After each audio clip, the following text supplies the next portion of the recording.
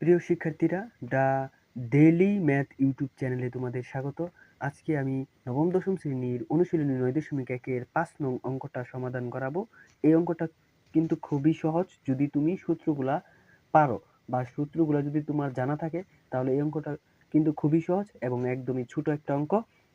এবং ২, ৩, ৪ নাম্বার অঙ্ক যদি তোমরা করতে পারো, তাহলে এই অঙ্কটা তোমাদের জন্য আরো সহজ হয়ে যাবে। তো চলো শুরু করা যাক আজকের সহজ সমাধান। এখানে আগে তোমাকে দাগটা বুঝতে হবে। এবিসি সমকোণী ত্রিভুজ, যেখানে বি কোণটি হবে সমকোণ, অর্থাৎ হচ্ছে বি কোণটি অবশ্যই কি হবে 90 ডিগ্রি। টেন এ সূত্রটা আমরা কি জানি, লম্ব বাই ভূমি।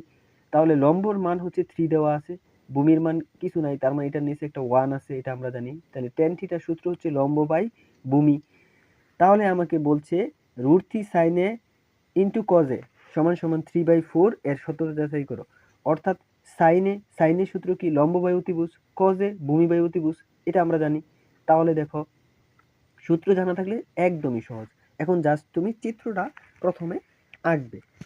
কেমনে আঁকবে দেখো,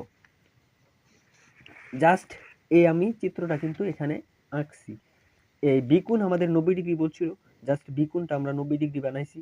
তারপরে হচ্ছে লম্ব বাই ভূমি, তাহলে লম্বের মান হচ্ছে √3, ভূমির মান 1। জাস্ট এখন আমাদের এটা আমরা 2 কিভাবে বের করছি, এটা হচ্ছে অতিভুজের মান। তাহলে আমরা অতিভুজের সূত্রটা জানি, এটা হচ্ছে পিথাগোরাসের সূত্র। অতিভুজ স্কয়ার সমান সমান কি, লম্ব স্কয়ার প্লাস হচ্ছে ভূমি স্কয়ার। তাহলে লম্বের মান সরাসরি বসাইছি 3 স্কয়ার প্লাস হচ্ছে 1 স্কয়ার।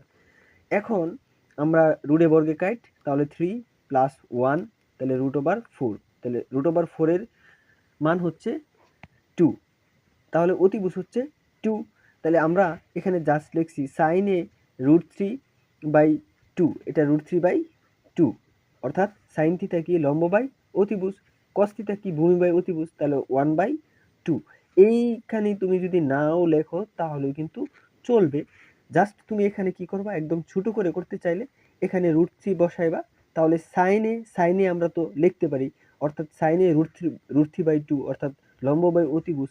তাহলে আমরা লিখতে পারি সরাসরি √3/2 ইন্টু আমরা cos a হচ্ছে কি, ভূমি বাই অতিভুজ, তাহলে ভূমি হচ্ছে কত 1 এবং হচ্ছে কত 2। তাহলে জাস্ট আমরা ক্যালকুলেশন করব। এখন দেখো এখানে 2 আর 2 গুণ করলে হচ্ছে আমাদের 4, আর হচ্ছে 2টা √3 গুণ করলে হচ্ছে 3, আর হচ্ছে 1, তাহলে আমাদের 3/4, যা হচ্ছে রাইট হ্যান্ড সাইড। তাহলে আমরা লিখতে পারি সত্যতা যাচাই হলো, সত্যতা যাচাই হলো।